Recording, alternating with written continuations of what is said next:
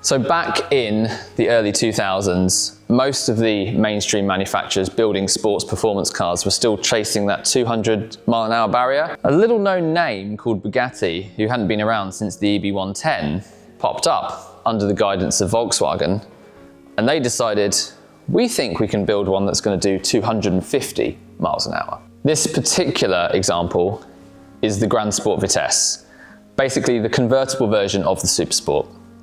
This particular model features an exposed carbon body, which is completely incredible to look at. It is absolutely staggering. And then attached with the Tiffany detailing, I'm going to call it Tiffany, I'm going to use inverted brackets, but the Tiffany detailing throughout makes it an incredibly striking car. One of the big shifts and changes with the Supersport and the Grand Sport Vitesse is the additional cooling on the front end.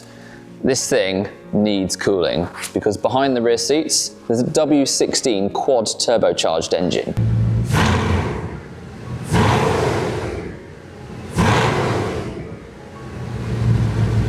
Basically 2 V8 engines bolted together to give you 1200 brake horsepower.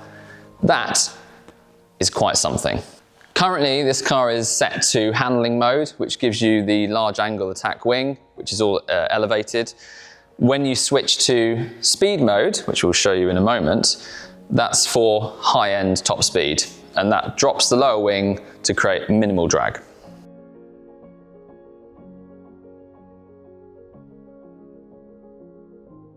So it's not a massive car. When we loaded it onto the trailer, we were genuinely surprised compared to some of the vehicles that we've handled recently.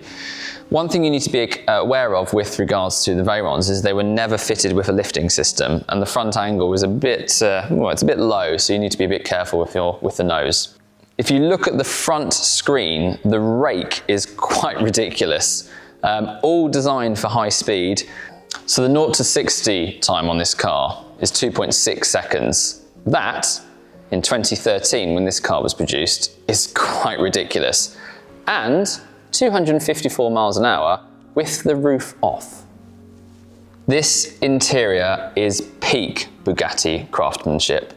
You have hand-stitched leather everywhere, polished aluminium, exposed carbon trim, and of course, the Tiffany blue accents throughout the cabin. And unlike modern hypercars filled with giant screens and touch controls, the Veyron still feels very mechanical. Physical gauges, simple controls, a proper analog feel. Just you and the engine.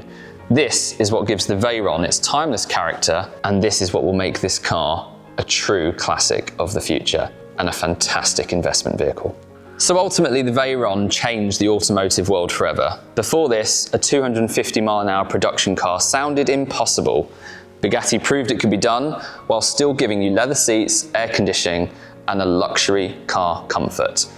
The Grand Sport Vitesse took that formula, somehow removed the roof without losing the insanity. But what makes this car so special is the specification. This Tiffany blue over the exposed carbon makes the car look like a jewel in a jewelry box. Modern hypercars now mostly feature battery power, more turbos, silent engines, electric starts. This car comes from an era where everybody wanted more power. What's the pinnacle of engineering possible with a car? Therefore, would you take this? Would you take something from the modern series with a hybrid engine? I think I'd take this.